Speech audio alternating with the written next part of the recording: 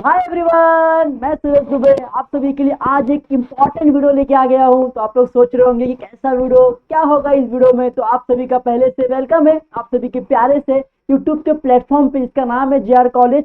तो आप सभी का मोस्ट मोस्ट वेलकम है। आज ये वीडियो आपके लिए काफी ज्यादा इंपॉर्टेंट होने वाला है, क्योंकि आपके लिए बोर्ड एग्जाम अब आपके सामने आपको फेस करना है।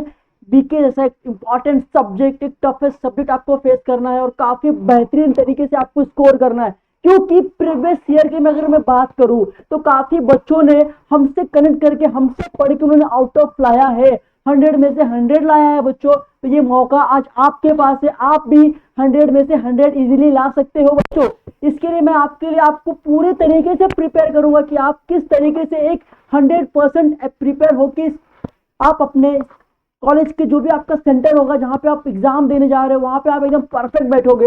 तो सबसे पहले मैं आपको एक बात बता दूं कि आपको सब कुछ आते हुए भी आप कुछ ना कुछ चीजें भूल जाते हो या कुछ ना कुछ गलतियां करते हो, जिससे आपकी पेपर ना कंप्लीट नहीं होता है। क्योंकि आपको पता है कि आपको पेपर लिखने के लिए सिर्फ 3 आवर्स, मतलब मैं बात करूं तो सिर्फ 180 मिनट्स आपको मिलते हैं। और उतने टाइम में आपको पूरे के पूरे पेपर को आपको कंप्लीट करना है बच्चों। तो कई बच्चे क्या करते हैं ना कि ये टाइम में ना 180 मिनट्स में ना पेपर को कंप्लीट नहीं कर पाते हैं। उनको आता सब कुछ है, उनको 1 से लेकर 7 तक जितने भी क्वेश्चन से सारे आते हैं, बट कहीं ना कहीं टाइम को लेके ना बच्चे अपने पेपर कंप्लीट नहीं कर पाते हैं। और बाद में फिर वही चीज हो जाती है, अरे सर ये छूट गया, अरे सर ये छूट गया, पेपर आते हुए भी मैं कुछ नहीं कर पाया। तो बाद में आपको पछताना नहीं है। इसके लिए मैं आपके लिए आज ये वीडियो लेके आया हूँ। इस वीडियो के थ्रू आप 180 मिनट्स मतलब 3 आवर्स में आप अपने पूरे पेपर को कंप्लीट कर पाओगे बच्चों, और काफी बेहतरीन तरीके से कंप्लीट कर पाओगे, ये मेरा वादा है आपसे। इस वीडियो को आपको देख के जाना है और इस वीडियो से आपको कहीं ना कहीं बहुत ज्यादा हेल्प मिलने वाला है बच्चों। I will say to you कि आप सबसे पहले देखो, जब आप एग्जाम में जाते हो तो आपको आधे घंटे पहले आपके हाथ में पेपर मिल जाते हैं बच्चों, सही है। पेपर आपके हाथ में होगा, आपके बेंच पे होगा।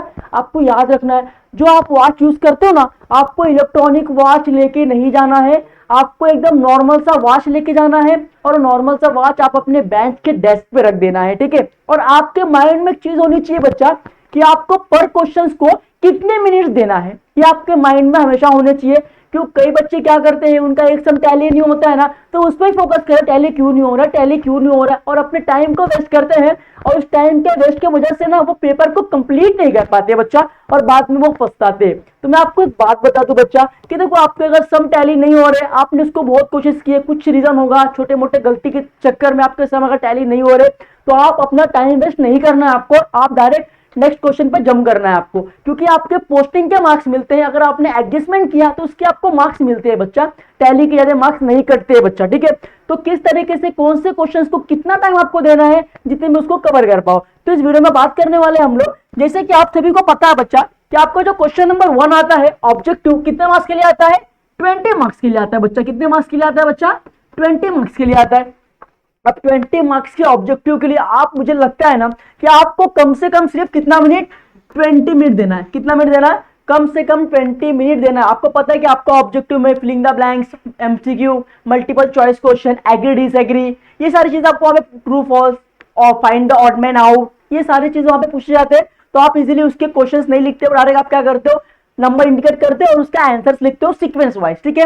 तो मुझे लगता है कि आपके लिए 20 मिनट इनफ हो गया। आप डेस्क पे वॉच को रख दो एंड जब आप क्वेश्चंस को स्टार्ट करोगे तो आप लोग देखो कि 20 मिनट में कितने हो रहे हैं हमें, ठीक है। तो सबसे पहले याद रखना है आपको, जब आप MCQ लिखते हो बच्चा, तो आपको पहला अगर आ रहा है, नहीं आ रहा है, तो आप लोग पहला छोड़ के जगह छोड़ दो, उसको आप लोग बाद में अटेम्प्ट करो। जो आपको आ रहा है सीक्वेंस वाइज आप उसको लिखते हुए जाओ, ठीक है। और जो नहीं आ रहा वो बाद में, अगर आपको किसी से मालूम पड़ गया या आप क्वेश्चंस पढ़ रहे हो, कहीं से आपको माइंड में रिमाइंड हो, याद आ गया लास्ट मोमेंट में, तो आप लोग वहां पे जाके लिखोगे। आप लोग रॉन्ग कुछ भी मत लिखो, जो आप श्योर हो कि इसका यही आंसर है, आप लोग पहले वही लिखो। और जब एग्जाम के लास्ट तक अगर आपको कुछ भी याद नहीं आ रहा है या कहीं से आपको मालूम नहीं पड़ रहा है, देन आप लास्ट में उसको अटेम्प्ट करो, ठीक है। मेरा कहने का मतलब ये रहेगा। तो आपको क्वेश्चन नंबर 1 जो आता है 20 मार्क्स के लिए, वो आपको सिर्फ कितना देना है, आपको सिर्फ 20 मिनट। कितना देना है, 20 मिनट में आपको उसको फर्स्ट क्वेश्चन को कवर करना है। जहां से आप क्या करोगे, मिनिमम मुझे लगता है कि आप 20 मिनट्स में आप 20 मार्क्स क्या करोगे, इजिली सीओ कर लोगे बच्चा। वेरी गुड, सही बात है। Then come on the next topic. And I will say to you कि सेकंड क्वेश्चन नंबर 2 आता है बच्चों, वो आता है आपके लिए एडमिशन और उसके ऑप्शन में आता है रिटायरमेंट, मतलब एडमिशन ऑफ अ पार्टनर, उसके ऑप्शन में आएगा रिटायरमेंट ऑफ पार्टनर, जो कि आता है हमें कितने मार्क्स के लिए आता है, 10 मार्क्स के लिए आता है। मतलब ये दोनों में से कोई भी आपको एक अटेम्प्ट करना है जो आपको 10 मार्क्स यहाँ पे इजिली देके जाएगा बच्चों।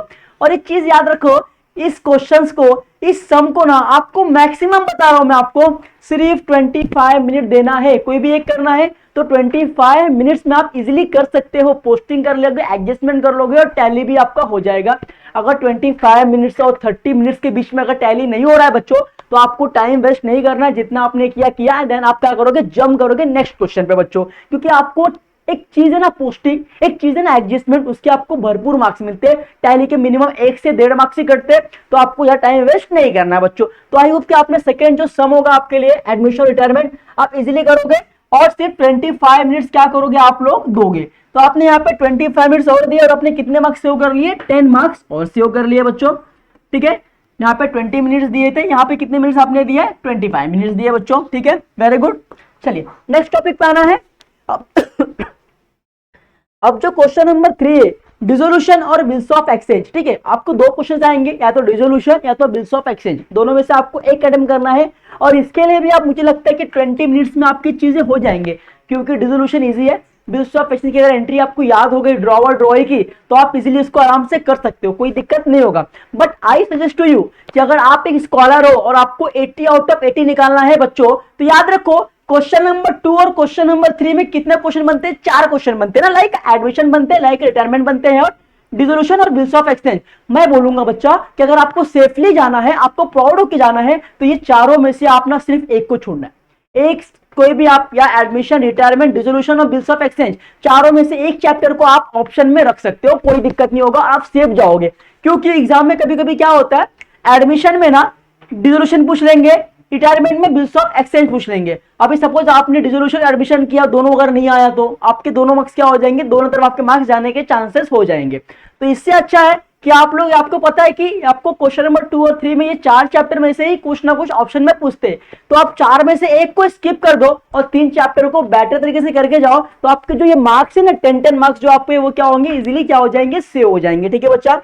तो मेरे कहने का मतलब यही है कि क्वेश्चन नंबर 3 आप इजीली अटेम्प्ट करो। कितना मिनट दोगे आप, 20 मिनट दो मैक्सिमम, 20 मिनट में आपके सारे चीज कवर हो जाएंगे और 20 मिनट के बाद आपके और कितने मार्क्स सेव हो जाएंगे बच्चा, 10 मार्क्स और आप लोग यहाँ पे सेव कर लोगे आफ्टर 20 मिनट्स के बाद, ठीक है, वेरी गुड बच्चा। देन इसका आपको जंप करना है कहां पे, क्वेश्चन नंबर 4 में। अभी आपको पता है कि क्वेश्चन नंबर 4 में डेथ ऑफ पार्टनर और उसके ऑप्शन में एनालिसिस ऑफ फाइनेंशियल स्टेटमेंट पूछते हैं।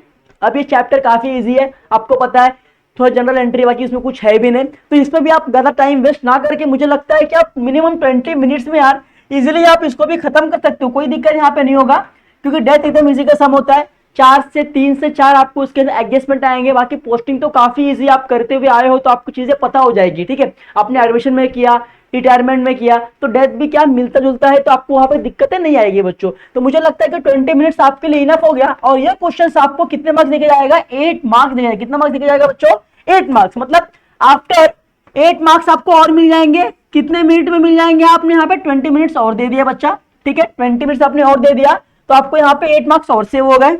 देन आपको नेक्स्ट जंप करना है क्वेश्चन नंबर 5 पे, जो कि इशू ऑफ शेयर और कंप्यूटर अकाउंटिंग पूछते हैं। तो ये भी चैप्टर काफी इजी, आपको पता है कंप्यूटर अकाउंटिंग में सिर्फ 3 से 4 क्वेश्चन मेजर जो बनते हैं, आपको पता है, फीचर से, इंपॉर्टेंस से, तो ये सारे 2 चीजें वो आप लोग इजीली पढ़ सकते हो, थ्योरी सब्जेक्ट है, तो आप क्या करोगे, इसको भी इजीली अटेम्प्ट कर सकते हो। मुझे लगता है कि ये जो इशू ऑफ शेयर, इसमें 4 से 5 ही एंट्री आती है, राइट, अलॉटमेंट वगैरह हो गई आपके, तो अलॉटमेंट है, first call, second call, application के मनी है, ये सारा अगर आपने जनरल एंट्री कर दिया तो आपको यार टाइम नहीं जाएगा। मुझे लगता है कि आपको ये क्वेश्चन को ना, क्वेश्चन नंबर 5 को सिर्फ आपको 15 मिनट देना है, मतलब 15 मिनट, 15 मिनट से ज्यादा इसको आपको नहीं देना है, क्योंकि सम इजी होता है और आप लोग इतने सम किए हो तो एटलीस्ट आपको सब चीजें आ जाती है बच्चों, ठीक है। तो आप लोग यहाँ पे कितने मार्क्स, कितने से कितने दोगे, 50 मिनट्स ओनली यहाँ पे आप लोग दोगे इस क्वेश्चन को, ठीक है। तो आफ्टर 50 मिनट्स के बाद ये क्वेश्चन आते हैं आपको 8 मार्क्स के लिए, ठीक है। तो आफ्टर 15 मिनट्स के बाद आपने वापस क्या कर लिया, 8 मार्क्स आपने क्या कर लिया बच्चों, यहाँ पे सेव कर लिया 15 मिनट देके, ठीक है। अब मैं बात बता रहा हूँ, जो बच्चा एकदम कॉन्फिडेंट होकर जाना चाहता है, एकदम श्योर कि भाई पैटर्न कुछ भी हो, क्वेश्चंस कैसे भी बने, मैं एक्चुअली इसको हैंडल कर लूंगा, तो मैं आपको एक सजेस्ट करूंगा कि आप क्या करो, death, financial statement, issue of share, और कंप्यूटर अकाउंटिंग, 4 चैप्टर में से ना आप 3 चैप्टर डेफिनेटली श्योर करके जाओ, एक आप लोग स्किप कर सकते हो। मतलब वही है कि आपको 3 चैप्टर अगर आप करके जा रहे हो तो पैटर्न चेंज भी हो गया, क्वेश्चंस कहीं भी आने दो, आप इजीली उसको अटेम्प्ट कर सकते हो बच्चों, कोई दिक्कत आपको वहां पे नहीं आएगी। तो आप लोग क्या करोगे, यहां से 3 क्वेश्चंस करके जाओगे बच्चा, ठीक है। अब बारी है क्वेश्चन नंबर 6 और 7 की। अब ये बहुत इंपॉर्टेंट है, ये एक बहुत मेजर रोल प्ले करता है कि अगर आपने क्वेश्चन नंबर 6 और 7 भी करके जा रहे हो पूरे सब्जेक्ट में बीके के, तो आप इजीली पास हो जाओगे, क्योंकि मेजर चैप्टर है, ऑप्शन में कुछ नहीं आता है, कंपलसरी आपको क्वेश्चन नंबर 6 और 7 अटेंड करना है। तो क्वेश्चन नंबर 6 मतलब क्या, नॉन फॉर प्रॉफिट कंसर्न, जो सेकंड चैप्टर आपका बीके में है नॉन फॉर प्रॉफिट कंसर्न, ये आपको कंपलसरी पूछते हैं, इसके ऊपर कोई भी ऑप्शन नहीं आता है।